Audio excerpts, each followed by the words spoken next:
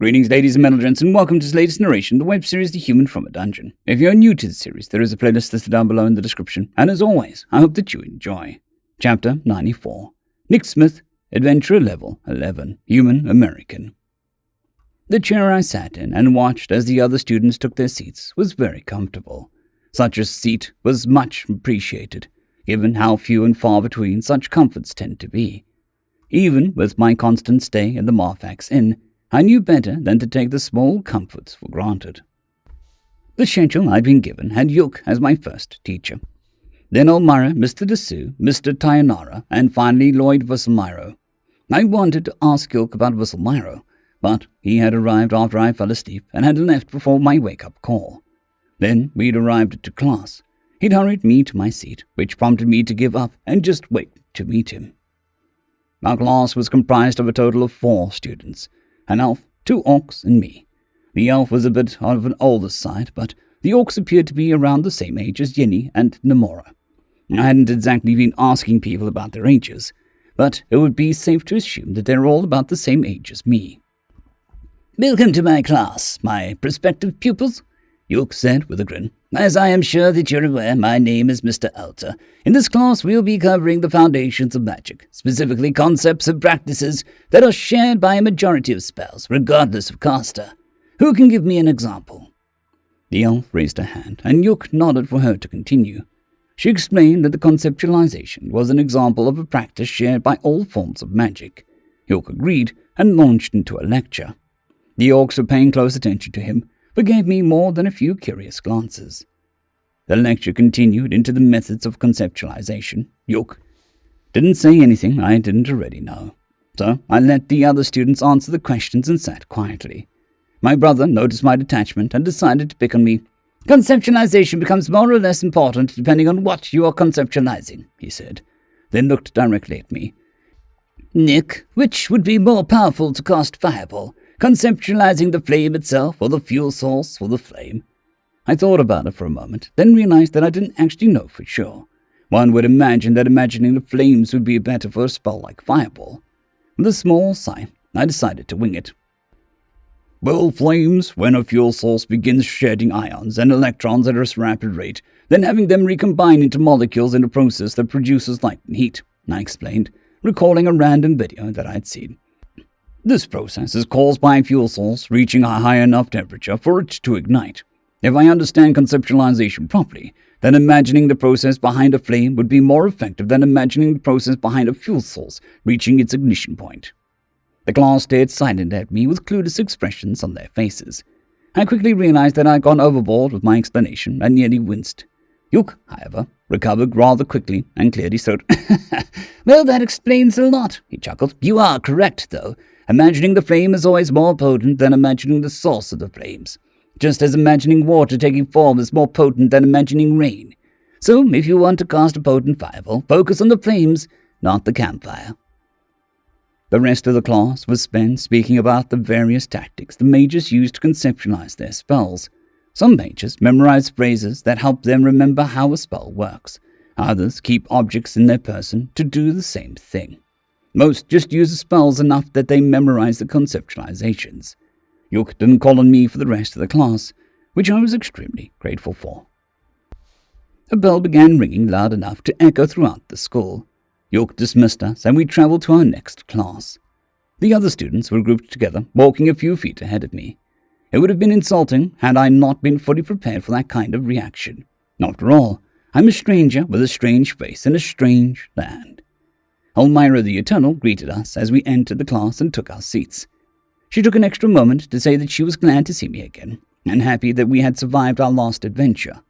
This caused more confused glances from my classmates, but the vampire launched into a lesson without further elaboration. "My name is Elmira the Eternal. I prefer that you simply call me Elmira, but in formal settings you may call me Lady Elmira.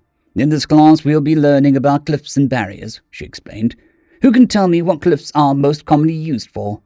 The elf once again raised her hand and was called on. "Cliffs are mostly used for enchantments, but can also be used to lock doors," she said. Elmira squeezed her chin. "Yeah, close.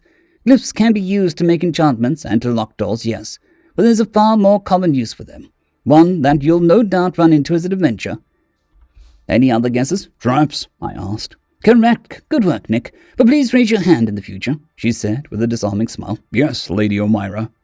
She picked up on the slight sarcasm in my reply and gave me a small glare.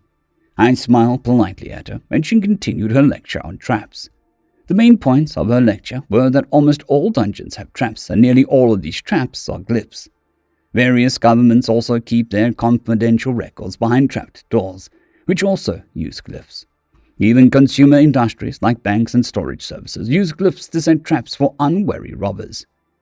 She then explained that glyphs rely on physical medium that creates a symbol. Clever traps typically disguise their glyphs in ways that are difficult to spot so that they can't be disarmed.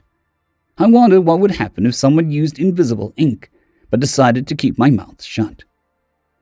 O'Mira then moved on to discussing barriers. Barriers are both runes and glyphs.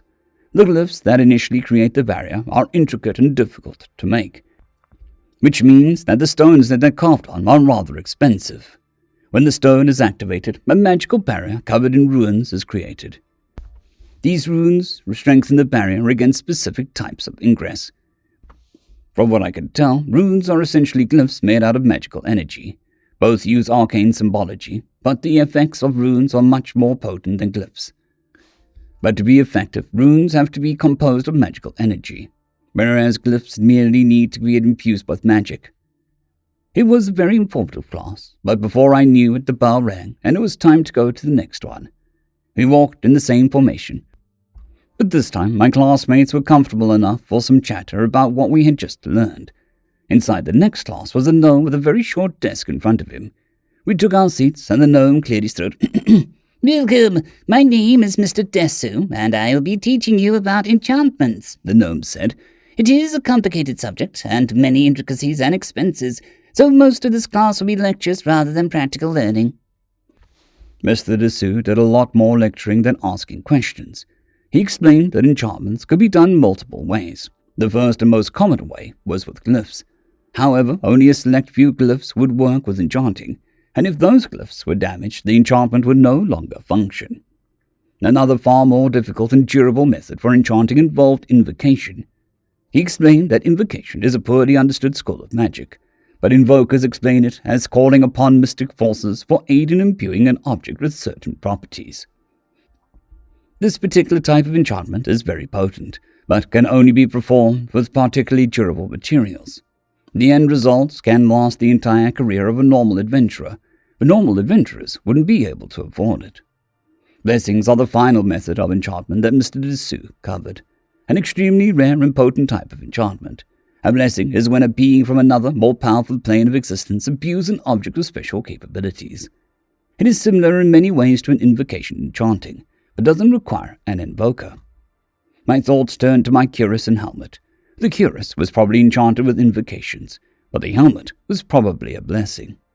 I thought about whether or not I should bring this up. Before I figured out how to phrase the question, though, the bell rang. This was when our lunch period was scheduled, and we dutifully walked across the street to get some food. My eyes trailed over the tavern-like lunch area, but couldn't find anyone I recognized. The paper detailing the state-sponsored school lunch mentioned that there were 2 lunch schedules. I wondered when Namora and Yinny would be having theirs. Namora's affections were annoying, but it was better than being ignored, or whispered about in hushed tones, which happened while I ate. The food wasn't bad, but I had a big breakfast and was mostly picking at it. When I saw my classmates finish theirs, I decided that it was time that I'd finished mine. Just in time, too, because the bell rang again by the time we'd re-entered the school. Once again, I trailed after my classmates. This time we passed Yinny and Namora, who waved at me.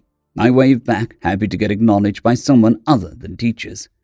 My classmates saw the exchange but pretended not to notice. It was difficult to tell if it was fear or madness that caused their avoidance, but I'd be lying if I said that it wasn't beginning to wear thin. "Sit down," a dark grey elf standing at the front of the class said as we entered. Once we were seated, he continued, "My name is Augustine Nora. I see from your expressions that you were not expecting to be taught by a drow. Thankfully, I was pestered by questions enough today to be able to anticipate yours.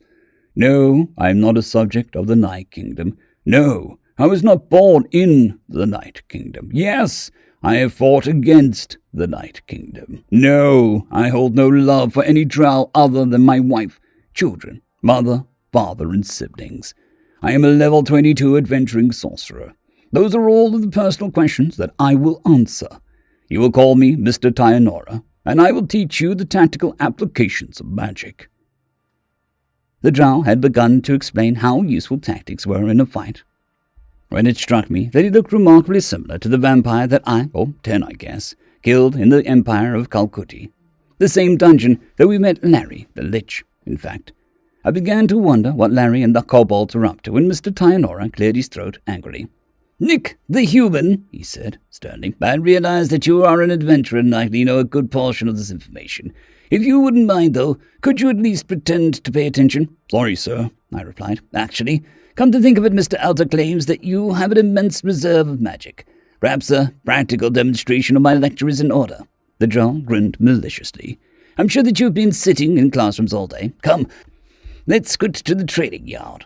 Mr. Tyanora opened the classroom doors and gestured for us to enter the hallway. He then led us out to the rear entrance of the school. After examining a few of the targets, he turned to us and focused on me.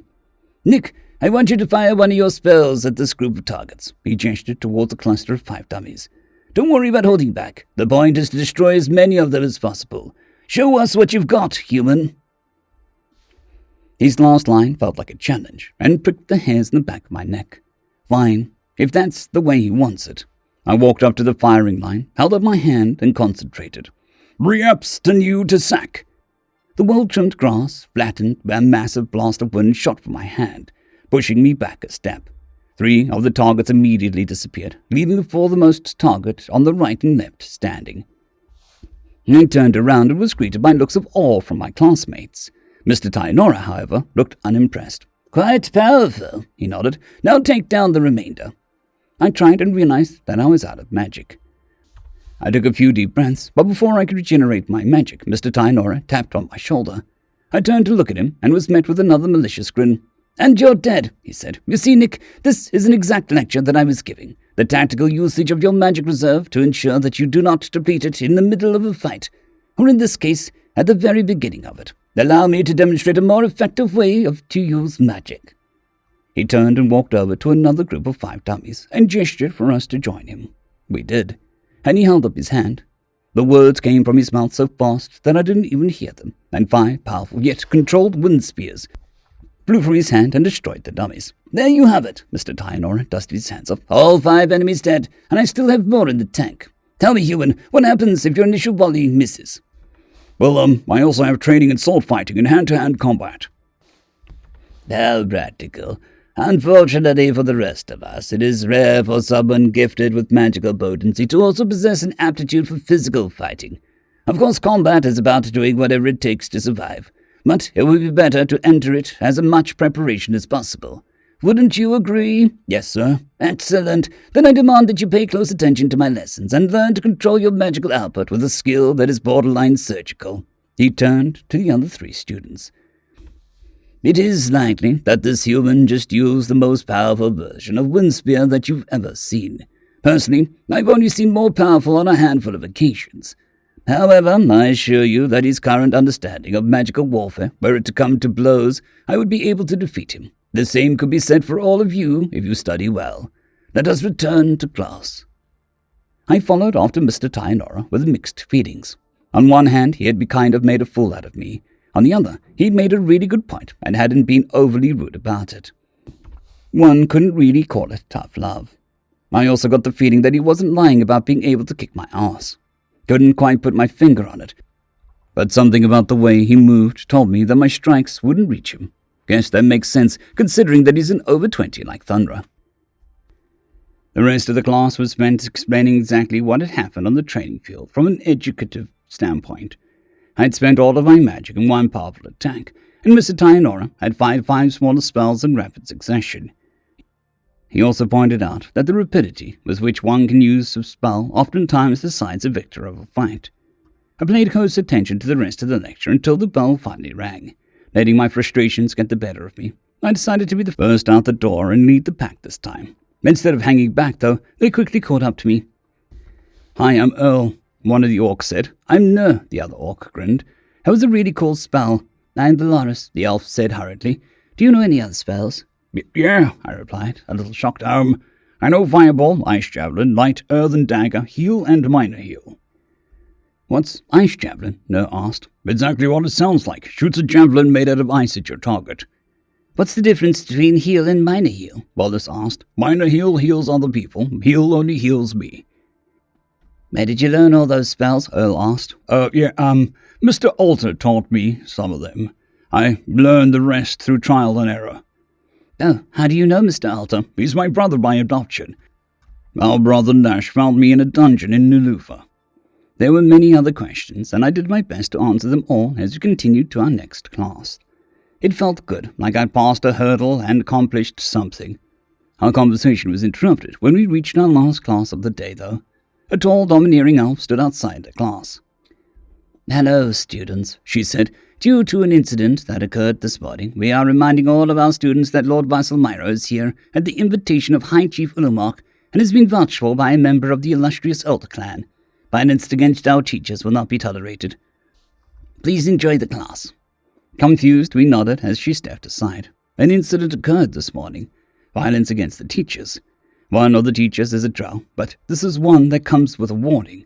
Just who is Lord Vasselmyra? My classmates looked at me expectantly. I sighed and trepidatiously walked in. I heard a slight pops of 4 mouths open in shock as we saw who the final teacher was, and realized that one of the mouths was my own. "Nick," the teacher said, his bare skull forming an unnatural smile. "I was wondering when you were going to be in my class." "Larry?" I asked. End of chapter. I would like to thank our T5 members and patrons, Casper Arnholtz, Jon Creighton, W.R.E, 050, Dragzoon W.R.E, and Elijah Silvercross. Thank you very much.